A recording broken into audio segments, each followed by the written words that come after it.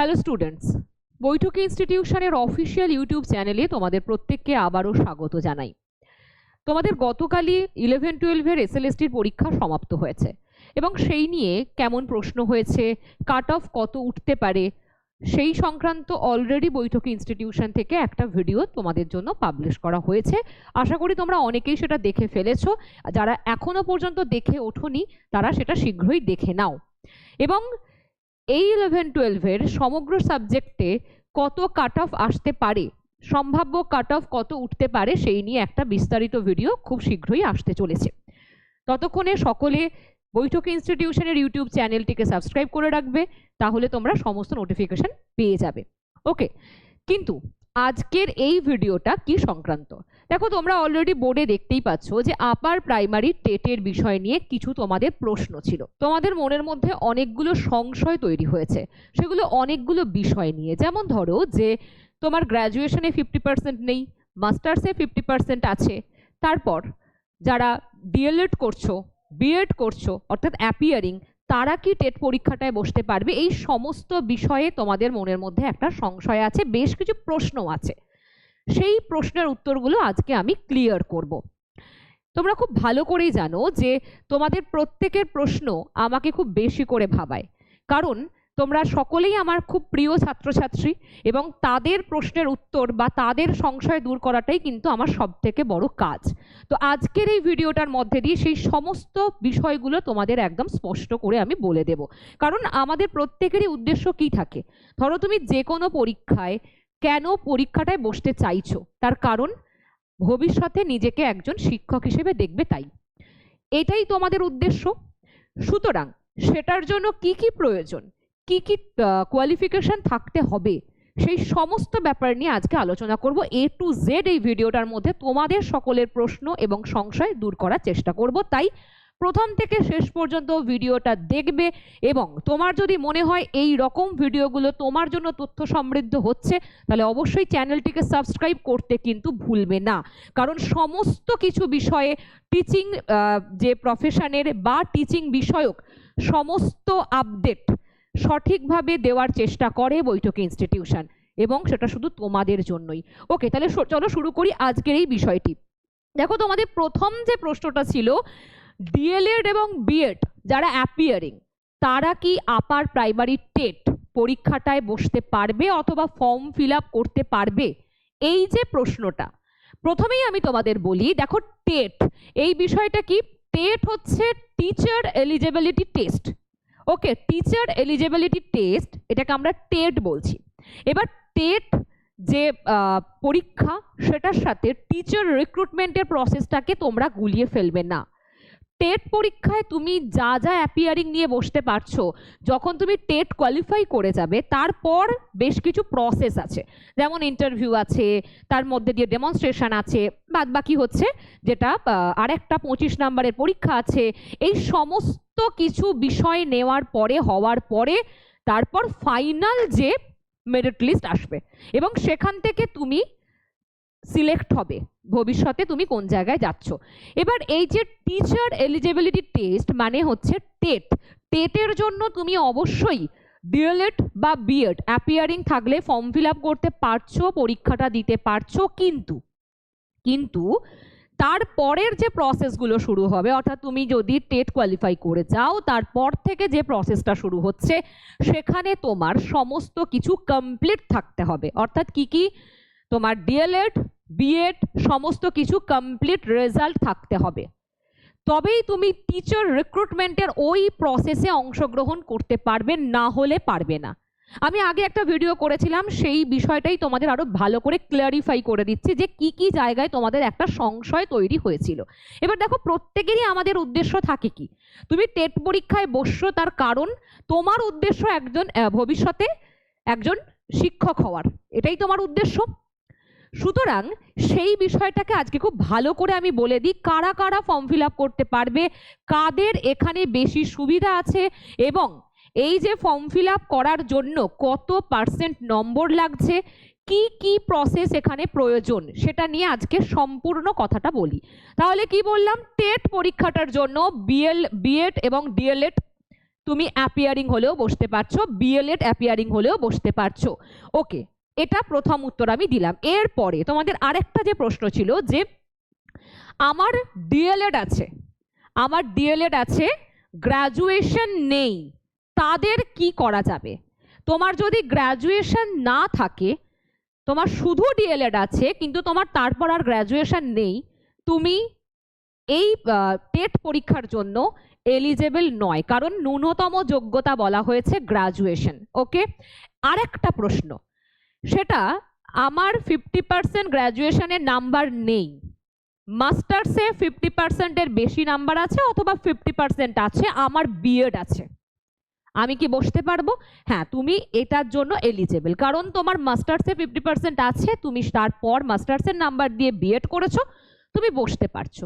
সুতরাং তোমার যদি গ্র্যাজুয়েশনে সেইভাবে দেখা যায় যে তোমার যদি গ্র্যাজুয়েশনে 50% নাম্বার নাও থাকে, তোমার মাস্টার্সের নাম্বার আছে, তুমি সেই নাম্বার দেখিয়ে বিএড করেছো, তুমি বসতে পারবে।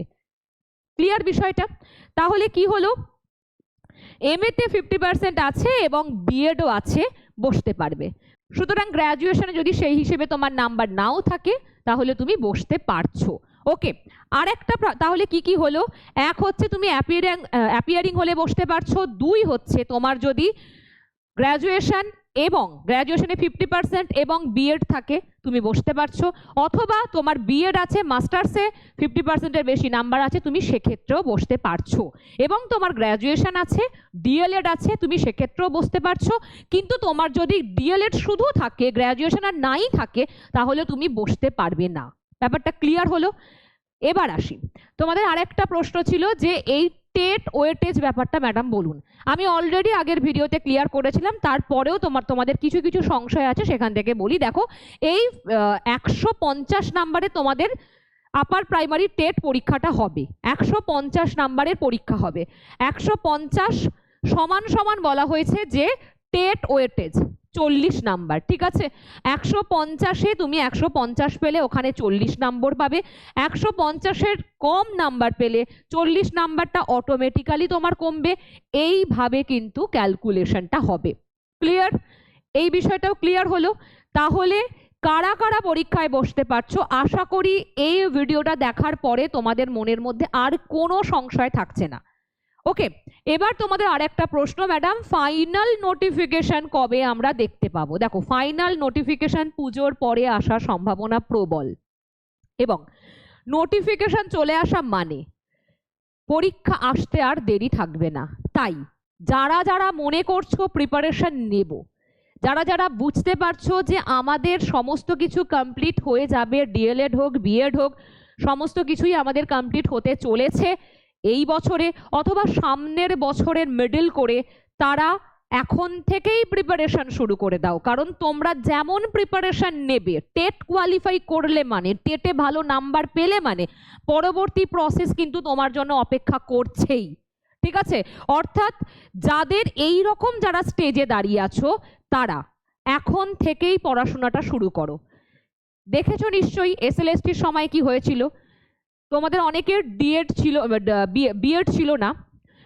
ছিল না বলে তোমরা অনেকেই এসএলএসটির ফর্ম ফিল আপ করতে পারোনি, তারা অনেক আফসোস করছিলে। এখন তাদের সেই আফসোসের জায়গাটা থাকছে না, তারাও নিজেকে ভবিষ্যতে শিক্ষক হিসেবে দেখতে পারবে। সুতরাং এখন থেকে তৈরি হও। এসএলএসটির ক্ষেত্রেও আমরা দেখেছিলাম পরীক্ষা হবে না এইসব করে করে অনেক মানুষজন বলেছিলেন, কিন্তু অবশেষে পরীক্ষা হয়েছে, পরীক্ষা সাকসেসফুল হয়েছে, সমস্ত কিছু হয়ে গেছে, এবং পরীক্ষা ছেলে মেয়েদের খুব ভালোও হয়েছে। সেই হেতু সেই বিষয়টা যেন তোমার এই ক্ষেত্রে না হয়। কবে আসবে নোটিফিকেশান, তারপর আমি পড়াশোনা শুরু করব, জবে নোটিফিকেশান দেখব, তারপর থেকে ভাবনা চিন্তা করব, এইভাবে কেউ ভেবো না। যাদের এই রকম কোয়ালিফিকেশান আছে, যাদের ডিএলএড বিএড খুব তাড়াতাড়ি কমপ্লিটের দিকে যাচ্ছে, তোমরা সকলেই তো বসতে পারবে, আমি ক্লিয়ার করে দিলাম। কিন্তু টেট পরীক্ষা ভালো হওয়া মানে তার পরের প্রসেসটার জন্য তুমি অবশ্যই নিজেকে তৈরি করবে, এটা তো স্বাভাবিক। সুতরাং তারা ইমিডিয়েট শুরু করে দাও, খুব তাড়াতাড়ি শুরু করে দাও, সময় নষ্ট করো না। কারণ আমি তোমাদের বারবার একটা কথা বলি, সময় একবার চলে গেলে সেটা কিন্তু আসে না। এই একটাই জিনিস, সময় একবার চলে গেলে সেটাকে তুমি আর দ্বিতীয়বার পাবে না। সময় সব থেকে বেশি মূল্যবান পৃথিবীতে, তাই যারা বুদ্ধিমান হয় তারা সেই মুহূর্ত থেকে শুরু করে। কাজটা আগে করো, ভাবনাটা পরে ভাববে, ঠিক আছে? এরপরও যদি তোমাদের আরো কোনো প্রশ্ন থেকে থাকে তারা অবশ্যই আমাকে কমেন্ট করবে অথবা নিচে দেওয়া নম্বরে ফোন করবে। তোমরা অনেকে আমাকে ফোন করে জিজ্ঞেস করেছো, তাদেরকে অনেক ধন্যবাদ। যারা আমাকে ভরসা করো, যারা আমাকে প্রতিনিয়ত দেখো, তাদের জন্য আমি সব সময় আছি, সর্বত্র আছি। সুতরাং আরো কোনো প্রশ্ন থাকলে অবশ্যই কমেন্ট করবে। এবং তোমরা খুব ভালো করে জানো আপার প্রাইমারি টেটের কিন্তু ক্লাস বৈঠকি ইনস্টিটিউশনে শুরু হয়ে গেছে। এবং পাশাপাশি আশা করি এটাও দেখে নিয়েছো যে এসএলএসটির এত কম দিনে, এত কম সময়ে বৈঠকি ইনস্টিটিউশন কত পরিমাণে খেটে তারপর সেটাকে আজকে ফ্রুটফুল করতে পেরেছে। সুতরাং আপার প্রাইমারি ক্ষেত্রেও আমরা যেন এটাই করতে পারি এবং আশা রাখছি এইটাই আমাদের সকলের লক্ষ্য। তোমারও যেমন লক্ষ্য, আমাদেরও তেমনই লক্ষ্য যে তোমাকে তোমার সাফল্যটাকে তোমার সাফল্যের কাছে পৌঁছে দেওয়া এবং তোমাকে একজন শিক্ষক হিসেবে প্রতিষ্ঠিত করার পাশে আমাদের অবদান অনেকাংশেই যেন থাকে। তো এটা আমাদেরও লক্ষ্য, আমরা সর্বত্র সেটা নিয়ে কাজ করছি। অলরেডি সমস্ত কিছু শুরু হয়ে গেছে, মক টেস্ট থেকে শুরু করে তারপর নোটস রেডি করা থেকে শুরু করে ক্লাস দেওয়া থেকে শুরু করে 4টে করে ক্লাস তোমরা পাবে সপ্তাহে। সুতরাং সময় নষ্ট করবে না। যাদের মনে হয় যে বৈঠকির হাত ধরে এগোবে তারা সত্বর যোগাযোগ করো। এবং অনেক ক্লাস তোমরা ইউটিউবে ফ্রি লাইভ ক্লাস পাবে, সেগুলো দেখার জন্য তোমাকে চ্যানেলটাকে সাবস্ক্রাইব করতে হবে এবং তোমার বন্ধু বান্ধবদের মধ্যে সেটাকে শেয়ার করতে হবে। তাদেরও লক্ষ্য যদি হয় আপার প্রাইমারি টেট কোয়ালিফাই করা। ওকে, সকলে ভালো থেকো। আর অবশ্যই আমি আবারও বলছি, আরও কোনো সংশয় প্রশ্ন থাকলে আমাকে অবশ্যই জানাবে, আমি তোমাদেরকে সেই প্রশ্নের উত্তর দেব।